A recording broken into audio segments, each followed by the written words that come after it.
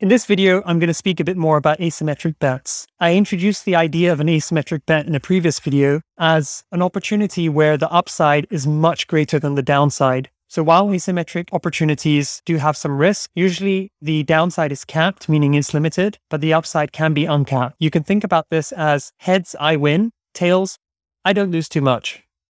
This idea is also talked about by Nassim Taleb in his book Antifragile, where he introduces this idea of anti-fragility. Anti-fragile ideas, opportunities, are things that benefit from randomness or chaos.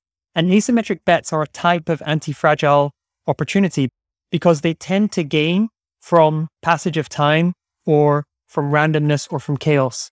And the way I like to think about asymmetric bets is that if you take a bunch of them over a lifetime, they tend to add up and it increases your chances of a great outcome.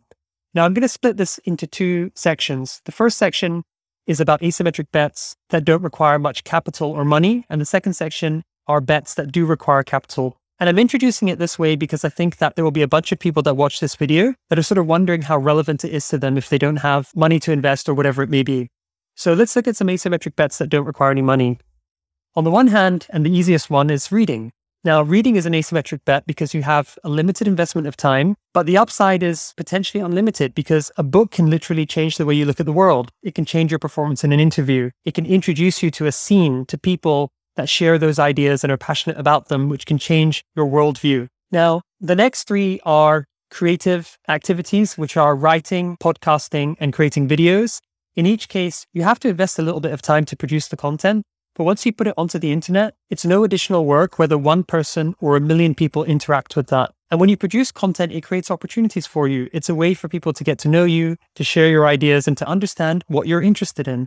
The last two are related to startups. The first is working at a startup, and the second is founding a startup. Now, when you work at a startup, it's one of those unique jobs where you have an opportunity to own a part of the company. That's called equity. And the importance of owning equity is by owning a piece of the company, if that company becomes very successful in time, you get to share in a bit of that upside. Now, all of the big companies, the large tech companies that we see today that have become hugely successful, they all started as startups. And whilst many companies have tried and failed, the ones that succeed often make tens, hundreds, and in some cases, thousands of people millionaires in the process. And if you think across your career, if you have the opportunity to work at 5 or 10 startups, picking companies you think that have a great chance of success increases the likelihood that you can participate in one of those great outcomes yourself. Now, founding a startup is an interesting one. People often think you need a lot of capital to found a company. Sure, you probably need a little bit of a buffer to take risks, but lots of entrepreneurs actually start in magic time, the evenings, weekends, holidays, and take unpaid leave from their jobs. So you don't actually need lots of capital to start a company, and there are plenty of funding options out there at the moment, including angel investment, which I'm going to talk about in a moment. Now, the next examples are the examples that require some capital. They require some money to get started. And the simplest of these is investing in the stock market. So over the last decades, many decades, the stock market on average has returned somewhere between 5 and 10% per year. So people that put their money and deploy it in sensible and diversified ways in the public markets, they've seen these returns. Obviously, there's a risk that you could lose money, but even if you take into account the corrections, the drops in the stock market,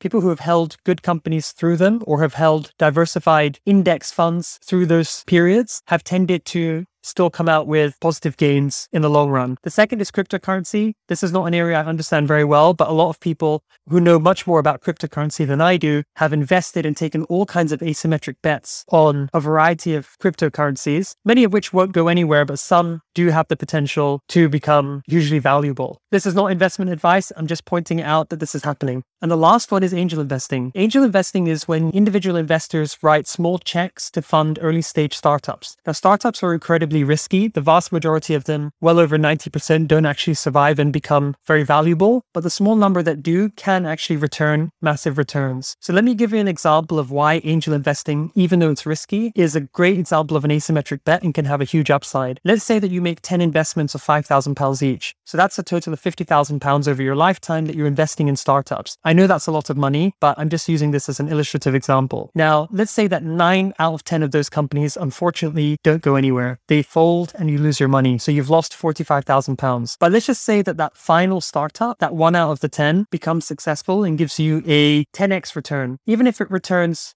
£50,000, you've more or less broken even. Now, Many startups that are very successful can return a lot more than 10x, especially if you invest very early on. They can return 20x or 50x or 100x or even more. And if you do the maths on those scenarios, that one startup has the opportunity to return all of the money you invested and much more. So in the case of a 100x return, that £5,000 turns into £500,000 and you're up on your whole portfolio almost £500,000. Now, this might sound far-fetched and it might be that I'm painting a rosy picture, but I'm just using this to illustrate that this is happening and these numbers are not entirely unrealistic. There are many investors that have seen better returns than that even, either because they have access to great companies or they're investing particularly early, or they're just placing lots of bets and they're increasing the chances not just of 10x outcomes, but 100x outcomes or 1000x outcomes, which are even more rare, but because they're investing across many companies, they give themselves a better chance of achieving that result.